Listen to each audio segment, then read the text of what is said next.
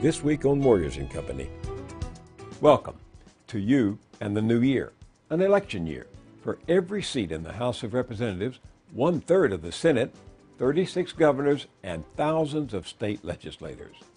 Now, chances are you're not hearing a lot about these races yet, but in this era of gridlock and dysfunction in Washington, the battle to determine America's agenda is being fought in state politics.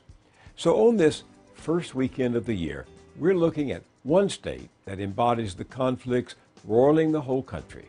On one side, a government controlled by the most right-wing conservatives of the Republican Party, who are remaking their state in their image, fueled by the wealth and power of one very rich man.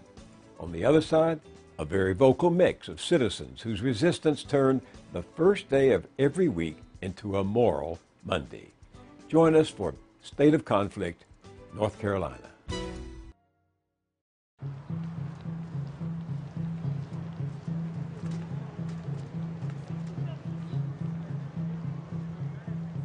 A Monday in July, Raleigh, North Carolina.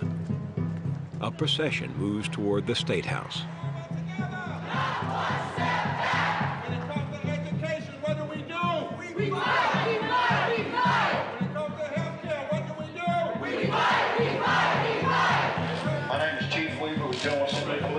This is an unlawful assembly. You have 5 minutes to disperse and leave the property.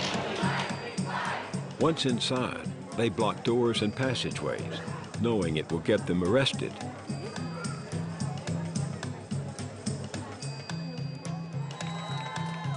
They are part of a movement that's become known as Moral Mondays. Thousands rallying, protesting at the North Carolina State House for weeks. It's being called Moral Monday. It's a protest against the state Moral Mondays protest here in Raleigh, North Carolina. In a state like North Carolina, in the South, touch your neighbor and say, we in the South. Tell the media, this ain't Wisconsin. This is the South, where justice was hammered out, where freedom was hammered out. This is the South. More than a dozen protesters are still in police custody hours after taking a stand with the protest began with a small gathering on a Monday in April. Then their numbers started growing, Monday after Monday. Each week there are more arrests than the week before. Tonight there were 49. The rallies kept growing through the spring and the hot Carolina summer. The 13th wave of the Moral Monday protests. Crowds grew so large, police had to shut down a portion of Lane Street in downtown Raleigh. By August, citizens were turning out in town after town across the state. Asheville police telling us 5,000 or more gathered here in downtown Asheville. And the nation was taking notice. Moral Monday organizers say the media attention they're generating outside the General Assembly makes up for much of the political power they lack on the inside. The protesters are challenging a relentless right-wing crusade to remake the laws of the state. In North Carolina, they are trying a new way to get people back to work. They're cutting off unemployment benefits. North Carolina passed one of the most restrictive voter suppression bills. Lawmakers in the State House and Senate just voted to prohibit expansion of Medicaid. Executions will soon resume here in North Carolina, dropping the state income tax and adding a higher... For the first time in almost 150 years, Republicans control the governorship and both houses of the legislature, where they have a veto-proof majority. And they're using their monopoly of power to enact laws the Charlotte Observer says will touch every North Carolinian's pocketbook, every student's classroom, and every voter's experience at the poll. The extreme right wing, they have overstepped so far. They seem to be targeting those who can least afford to pay for these changes. We've just kicked 71,000 of our neighbors off of the benefits that keep roofs over their head and food on their table. What they are doing to public education is a travesty. The legislature wants to lower the age that we can be tried as adults to 13. Day or night, we stand for what is right. We are here to save the soul of our state. At the age of 92, I am fed up and fired up. Said fed up, fired up, fed up, fired up. Thank you so very much.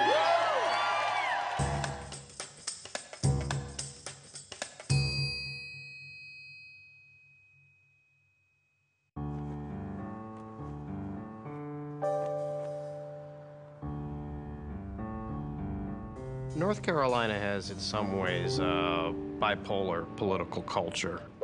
Adam Hochberg teaches journalism at the University of North Carolina in Chapel Hill. A lot of people from outside North Carolina, when you say North Carolina, the first thing they think of is Jesse Helms, who was, of course, a stalwart of the hard right and was our senator here for more than 20 years. Homosexuals, lesbians, disgusting people marching in our streets demanding all sorts of things, including the right to marry each other. On the other hand, North Carolina is the home of a lot of progressive politicians. At the same time that Jesse Helms was in the Senate in the 80s, Terry Sanford was his counterpart in the Senate, who is one of the best-known Southern progressive liberals. We need to remind ourselves that protest, even obnoxious and blood-boiling protest, is the fundamental ingredient of a free people. Our state constitution says... Today, the state's progressive leader is William Barber. Before the right-wing takeover, his coalition had pushed for a string of successful reforms, including raising the minimum wage and measures increasing voter participation. Because this right to vote and to fight for it is not just political, it's personal.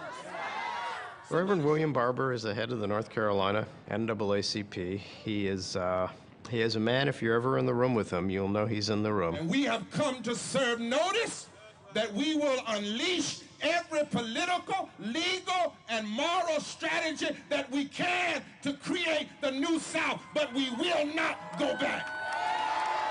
Well, fundamentally, America constantly finds itself in where the question is a moral question. How are we going to live out our deepest moral principles of doing justice, loving your neighbor? And what does that mean in terms of our laws and our public policy? Barber was arrested on the first Moral Monday back in April. On the news, he declared he was protesting an avalanche of extremist policies. That threaten health care, that threaten education, that threaten the poor. One of the things that particularly upset people is we saw cuts to long-term unemployment assistance. Journalist Sue Sturgis covers North Carolina politics for the Progressive Institute for Southern Studies in Durham. It wasn't a lot of money in the first place, but it was a safety net. And so one of the things we've seen as part of the agenda that's now being played out in Raleigh is constant snips and cuts and tears to that social safety net. It's no longer a priority for the people who control the state. 31 yeses and 17 noes. The vote tonight on Senate Bill 4 to block the expansion of Medicaid. The Republican refusal to expand Medicaid meant denying health insurance to 500,000 people. How can you stand up and say, I just cut 500,000 people's access to Medicaid, and it's the moral thing to do? They decided that they're not going to expand Medicaid. And this was going to do great damage to my patients. And so I take that very personally, that I'm not a person who just takes care of hearts and livers, but I need to take care of the whole body and the whole person. Dr. Charles Vanderhorst is an infectious disease specialist at the University of North Carolina. What had happened is that April 29th, Reverend William Barber had a rally against these policies. So I thought, I should check this out. So on Monday, May 6th, I went along and ended up doing civil disobedience and getting arrested.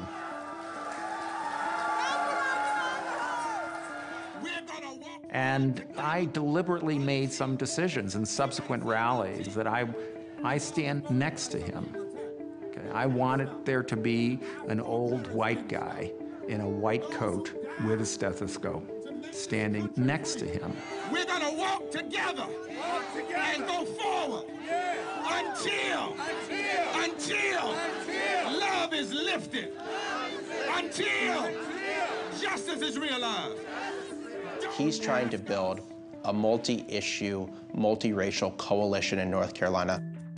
Ari Berman has been covering the Moral Mondays movement. There's this feeling that social justice is under attack and that people have to get in the streets to make people care, to dramatize what's happening in the state. Same struggle, same fight. Straight, black and white. Same struggle, same fight. The conservative ideology the Moral Mondays protesters are fighting isn't new.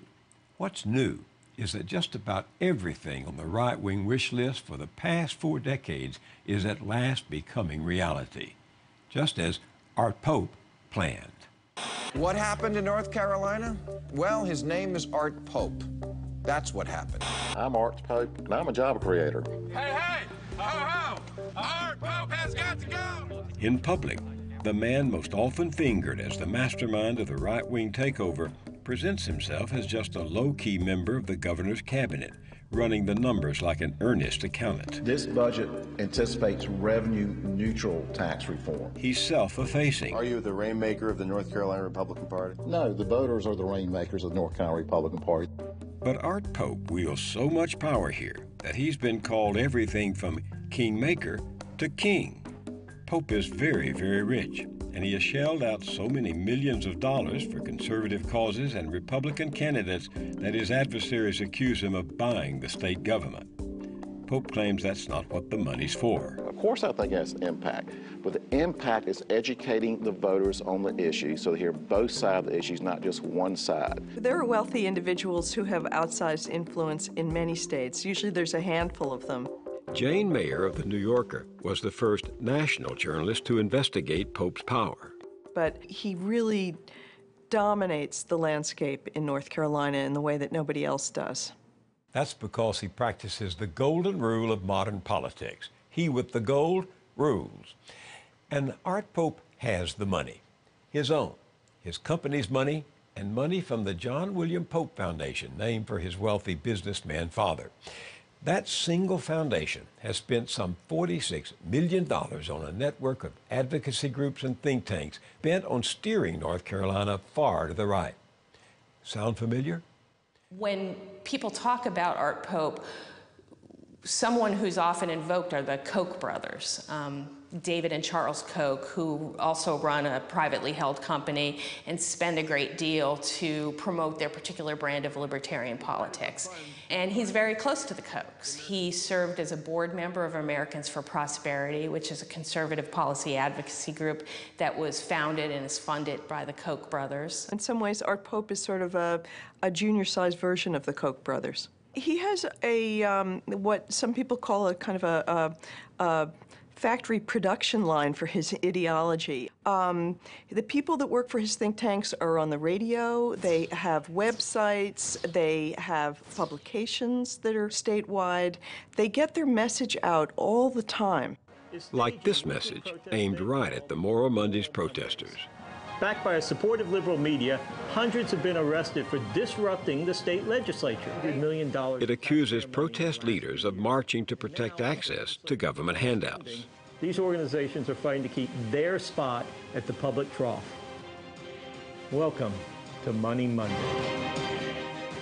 Francis DeLuca once ran the North Carolina chapter of the Koch brothers' Americans for Prosperity. He's now head of the John William Pope Civitas Institute. So Civitas Institute is heavily funded by the Pope Foundation, but I can tell you, having now worked at Civitas for 7 years and run it for almost 6 years, Art Pope's control over Civitas is very little. He likes policy. I always try to describe Art as a policy wonk. He believes in a vigorous debate, even among his different groups. If you check, you will notice that our groups do not always agree. The groups he's funded do not always agree on policy. Perhaps not always, but certainly often enough. For example, on cutting tax rates for corporations and the rich, which is exactly what the state recently did. By 2015, the highest earning North Carolinians will pay almost 26% less in income taxes than they did in 2013. Corporations will pay over 27% less. There's also been a repeal of the estate tax, which applied only to people so wealthy that just 23 families had paid it in the year 2011. When corporate and wealthy interests are at stake, Art Pope is right at home. Where did Art Pope get the money and the ideas that have reshaped the politics of North Carolina? The The story begins when he was a young man. He was a very intellectual kid, and very early on he went to a summer program that was run by the Cato Institute, the libertarian think tank, and he was quite swept up with libertarian ideology and the ideas of Ayn Rand. Once he was through college and he went to Duke Law School, he eventually became the general counsel in the family firm, and then he rose in the firm. All the way to the top, becoming CEO of that family firm. It's a privately held company called Variety Wholesalers. It was started by his forebears. It's a discount retail chain. These are usually lower-end discount stores than a Target or even a Walmart or a Kmart store. They go by a variety of different names. One of the largest chains he owns is called Rose's. There's one called Maxway. He has great personal wealth and great family wealth. And he had great political ambitions. Pope served in the legislature for several terms back in the 1980s and into the 90s. Art is he's a very bright man, and he knows the state budget and he knows numbers inside and out, but he is not what you'd call the stereotypic political candidate. You know, the smiling, telegenic politician. And after a couple years, he ran for lieutenant governor and lost badly. And he realized he was not going to influence North Carolina politics by being lieutenant governor or governor. He was just unlikely to get elected. Turns out he didn't need to get elected to win elections. He just had to put his money where it counted. He first set out to purge moderate Republicans from the state assembly by supporting candidates to their right in GOP primaries. And then, in 2010, he took on the Democrats, who played right into his hands. The Democrats were in disarray in 2010. There have been a series of scandals in the party, corruption scandals. A Democratic governor had pled guilty to a felony campaign finance charge, and that wasn't all. We had a Democratic Speaker of the House go to prison on a bribery scheme. I mean, there's a lot of sleaze in the Democratic Party. We saw backlash against President Obama and Obamacare, which is the same thing we saw nationally. We saw frustration over a lousy economy, which was the same thing we saw nationally. Also, that election was right after the Citizens United Supreme Court decision that opened up the door to outside money.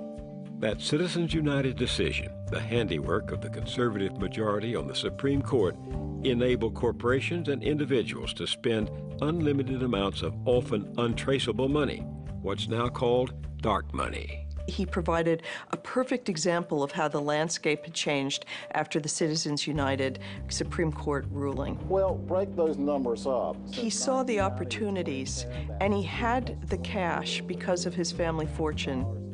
Art Pope's a very smart man who thinks about the world almost like an engineer, and it's as if somebody had looked at the map in every single district and figured out what it would take to get Republican control.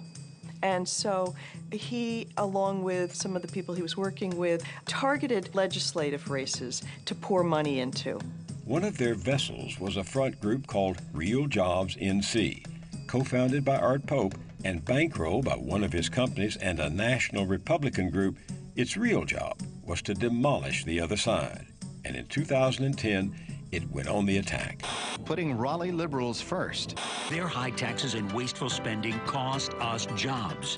Her priorities are costing us jobs. Real Jobs NC sponsored this ad. That year, he and his family, and also the outside spending groups that he's associated with, spent $2.2 million on state legislative races. Which, in the national scheme of things, is not a tremendous amount of money, but in the context of a state, and in the context of state legislative races, where really there's not usually that much money spent, it was decisive. Tonight's shift in power is historic.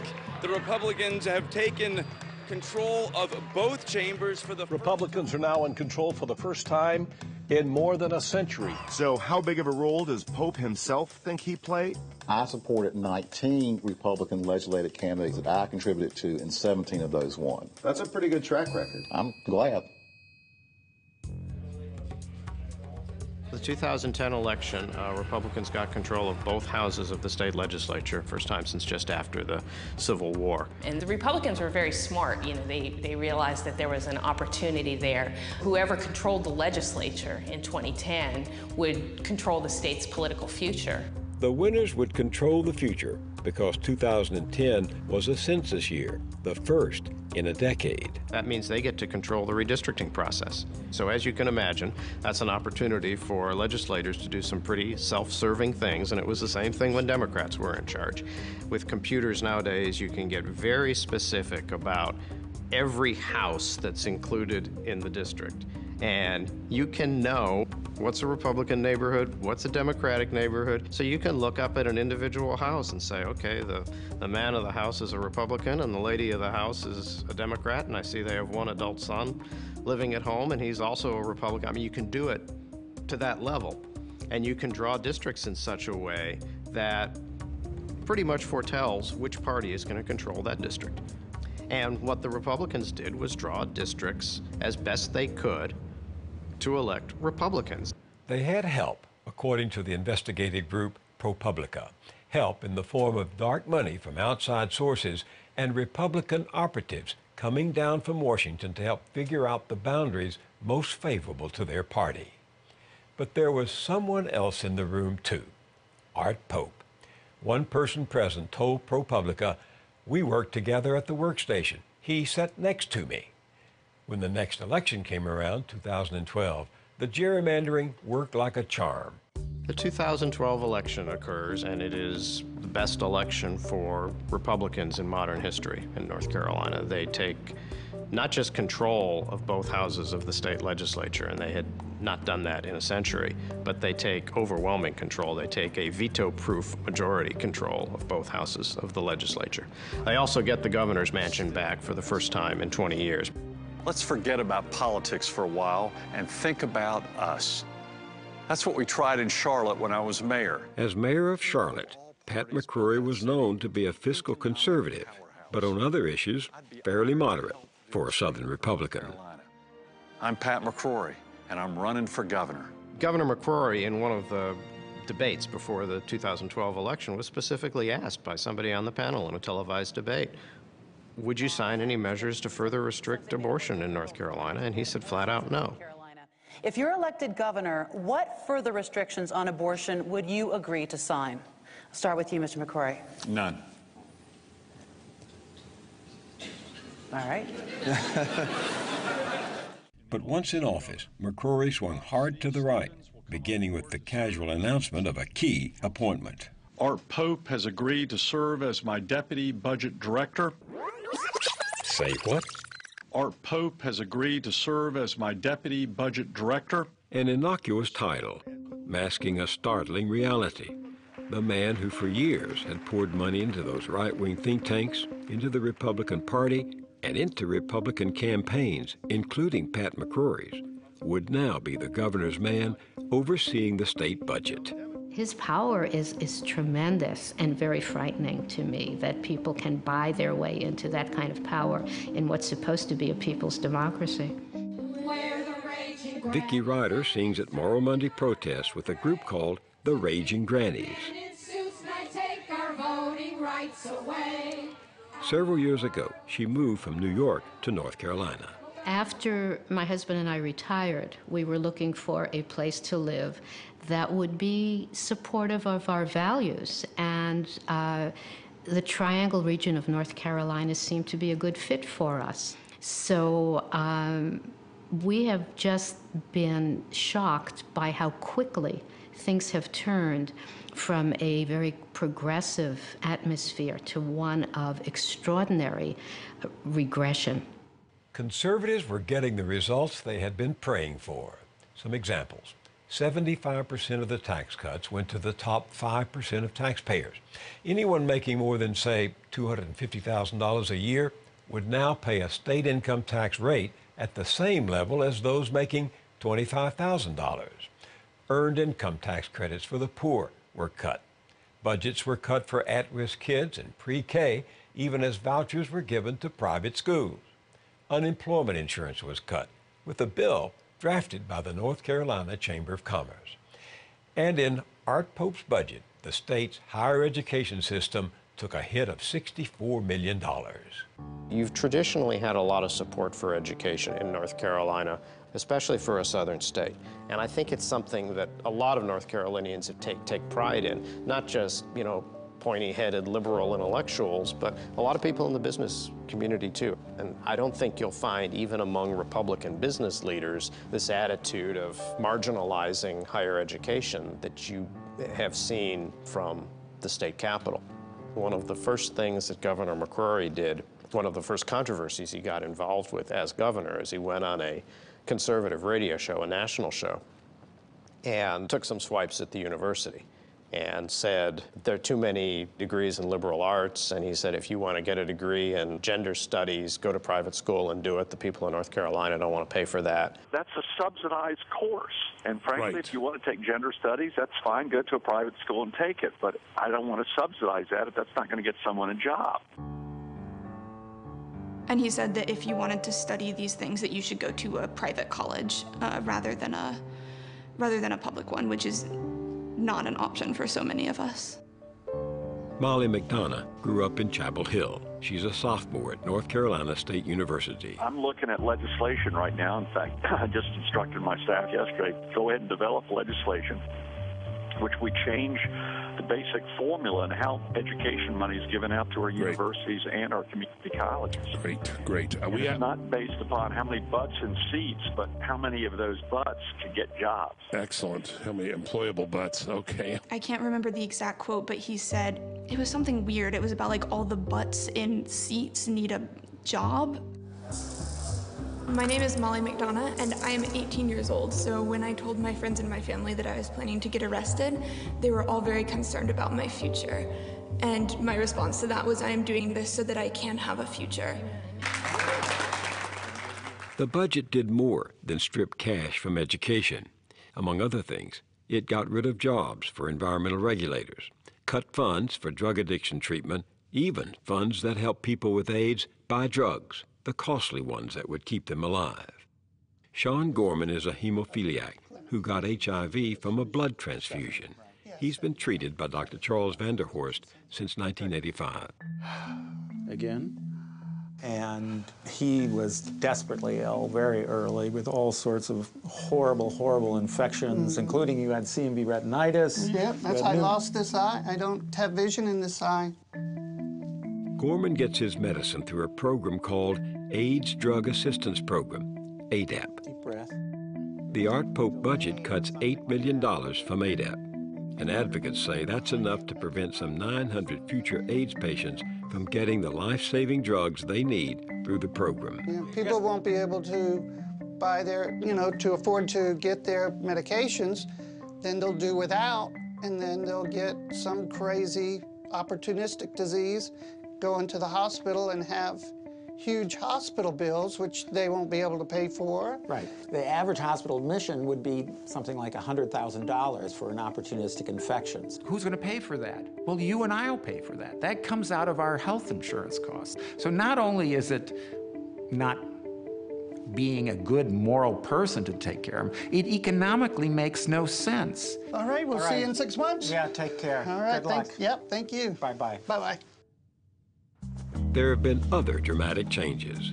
For one, the election of state judges. I believe we were the first state in the country to enact public financing for our appellate court races, the Court of Appeals and the Supreme Court. And the rationale was we didn't want judges running who are going to be getting money from the lawyers who are going to be appearing before them to finance their campaigns. And it worked very well, and it's been very popular. Democrats and Republicans, men and women, black and white, across the board, it was a very popular program. But popular or not, the Art Pope Network wanted it gone, and Republicans killed that clean election system for judges.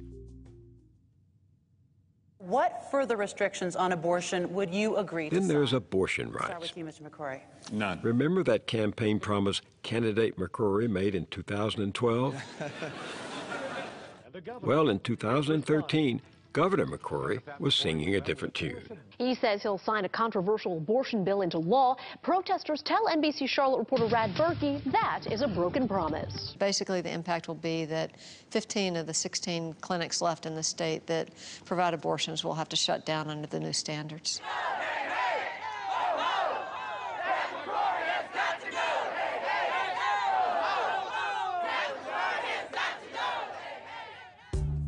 Moral Monday protesters say they barely recognize their state under the current regime. What has outraged them most is the state's new voting law, which cuts right to the heart of democracy. Voting rights are under attack! What do we do? Stand up, fight back! Voting rights are under attack! What do we do? Stand up, fight back! To understand their outrage, you need to know a little history. For a long time, North Carolina didn't really have very strong voter turnout. Journalist Ari Berman is writing a book about voting rights. And then they did a number of things after the 2000 election to make it easier for people to vote. They, for example, expanded early voting. They allowed same-day voter registration during that early voting period. And those kind of things started to propel North Carolina forward in terms of voter turnout. Those voting reforms were on display during the presidential election of 2008, when North Carolina swung toward the Democrats for the first time in decades, not least because early voting brought more people to the polls.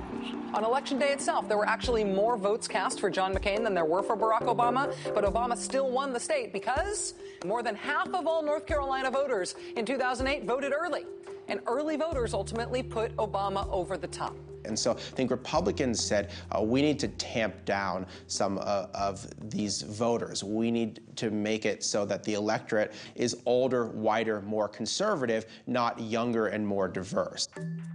And how better to do that than to push for strict voter ID requirements? And in 2008, that's exactly what the Pope Network began to do. There just has not been any kind of widespread voter fraud, but they repeatedly raise it as a concern in order to build a case for voter ID laws. Then you had candidates who were funded by Pope who said the same thing, so that there was some perception among elected officials that voter fraud was a problem, even though it wasn't. In order to restore confidence and accountability to our elections, we need voter ID. And passed this anti-voting legislation essentially based on the manufactured outrage that Pope had ginned up. In 2013, the right-wing legislature passed a new law that critics called a Voter Suppression Act, in part because its requirement for ID cards is most likely to affect the young, elderly, poor, and minority voters. And there's more. They cut a week off of early voting. They eliminated same-day registration during that early voting period. They expanded the number of poll watchers that can challenge eligible voters on Election Day. At the same time, they were eliminating pre-registration for 16 and 17-year-olds. One of the changes in the bill was this thing they called pre-registration, where they registered 16 and 17-year-olds, using the schools to register them. You know, I like to call this the Pedophilia Enabling Act. Where in the world can I go on a government website and find a list of 16-year-olds and their home addresses? I can go to the State Board of Elections. If you walked into a school and asked for that list, not only would you not get it, you would probably be arrested. They would send police to your home and say, why do you want a list of all our 16-year-olds in the school?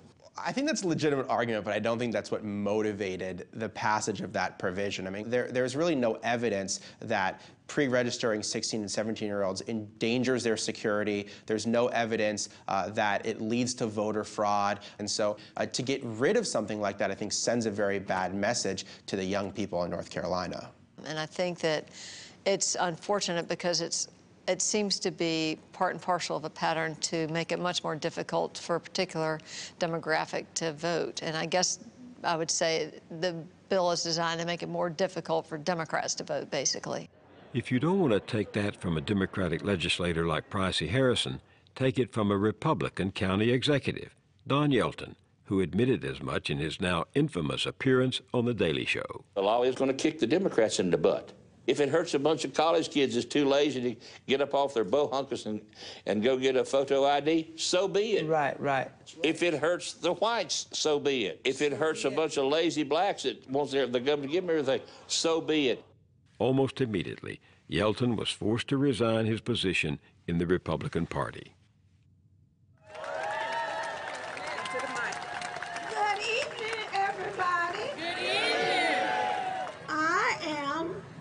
Rosanell Eaton, 92 years old.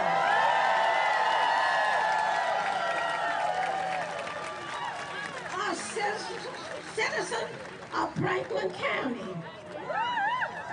I am before you today to speak on voting rights. We need more, not less, public access to the ballot. Her name is Rosanell Eaton, and she has a very long memory, including crosses burning on her lawn and Jim Crow laws forcing segregation on Black Americans far into the 20th century. My mother, Rosanell, always believed that everybody should have the right to vote. She's registered approximately probably over 4,000 people. She got an award for that. She was awarded what is called the Invisible Giant Award. She would always have her little forms with her. She even has them now when she doesn't really necessarily have to, but she wants to make sure that everybody, if she'll see a person, she might ask them if they wish to vote. When she first registered to vote as a young woman, she faced a group of white men who put it to her test reserved for African Americans. She was told if she wanted to vote, she'd have to recite the preamble to the U.S. Constitution. One of the men told me, stand up straight against that wall with your eyes looking directly toward me and repeat the preamble of the United States of America. Without missing a word, I did it.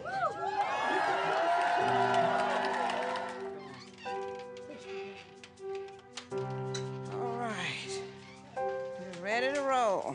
And it really bothers her that voter suppression coming right back in the year 2013. She just never thought she'd have to be fighting this battle just on another type of turf.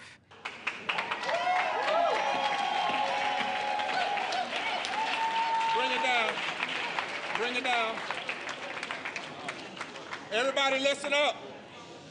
So let me tell you people. So let me tell you. Nobody in here I know gets any older than I am. There's nobody in here any older than I am. But you need to get involved. Get involved. And when something comes up, you be involved. When something comes up, you be involved. You won't have to learn.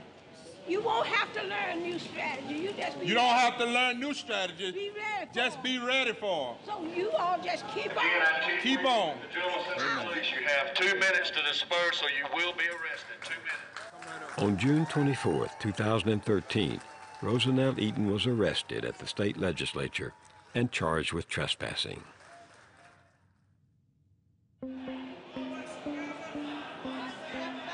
Vicki Ryder was arrested in July.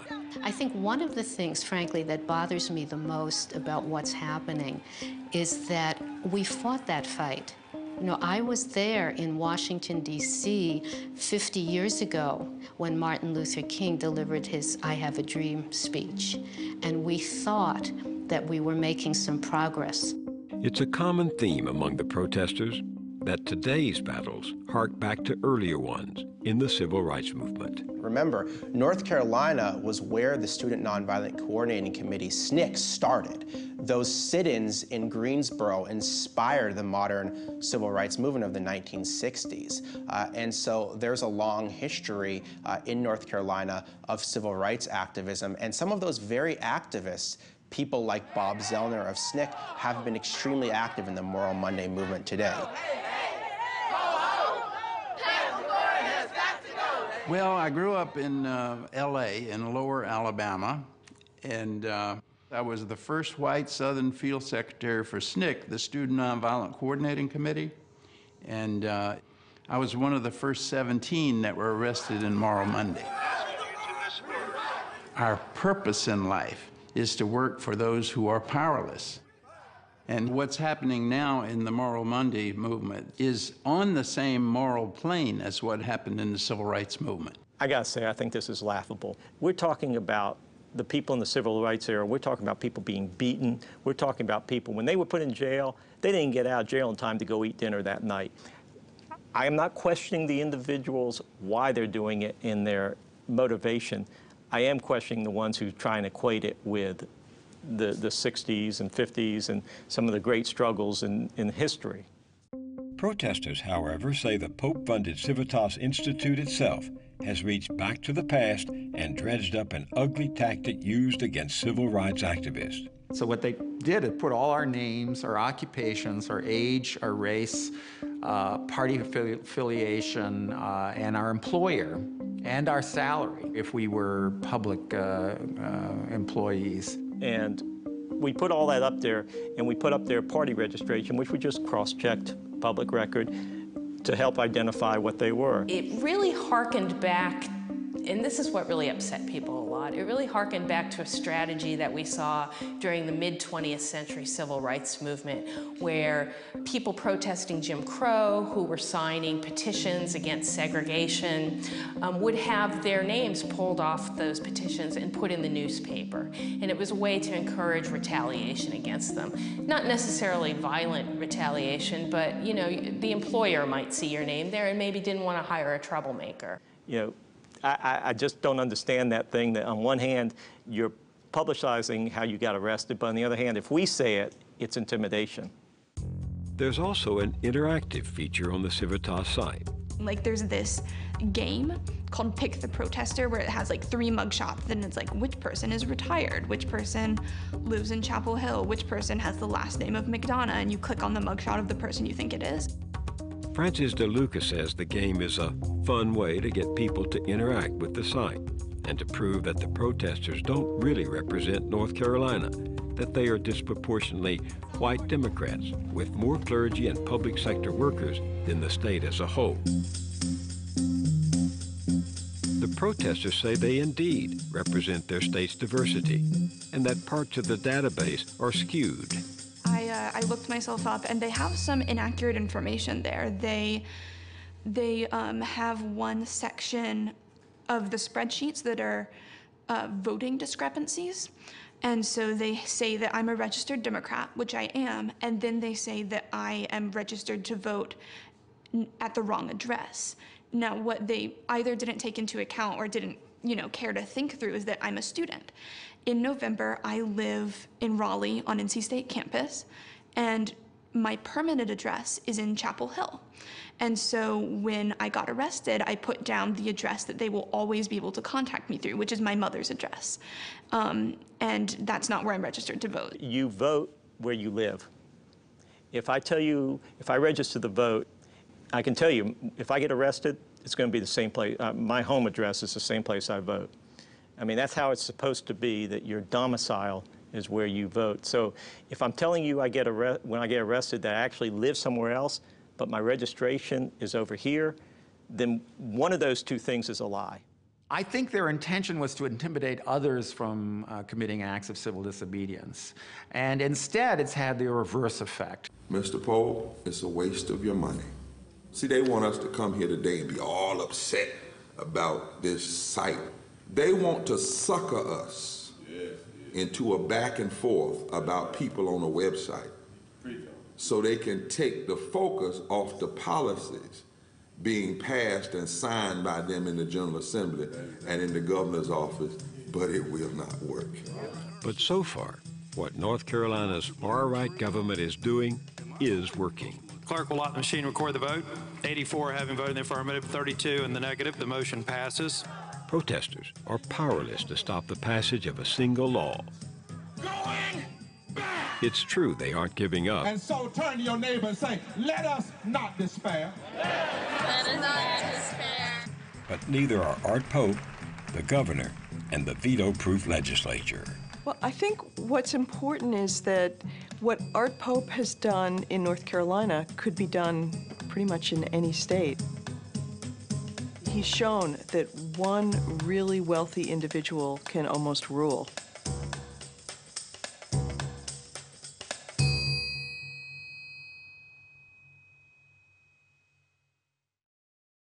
And so we enter 2014 with one more reminder that America is a country where the wealthy almost rule.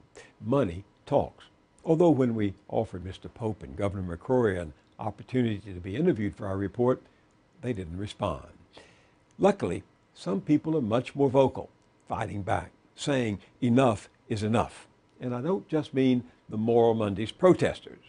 The U.S. Justice Department is challenging North Carolina's restrictive new voting law, arguing that it will have a disproportionate impact on minorities. And those new gerrymandered districts, engineered with Art Pope sitting in the room to ensure Republican dominance, are also being challenged in North Carolina's own Supreme Court. The charge is that they're race-based and therefore unconstitutional. Yet, even there, in the state's highest court, money may affect the outcome. Take a look. A Republican Political Action Committee in Washington sends over $1 million to a political action committee in North Carolina called Justice for All, NC. That group then sends over $1 million to a super PAC called North Carolina Judicial Coalition, which spends over $1 million supporting Justice Newby's re-election.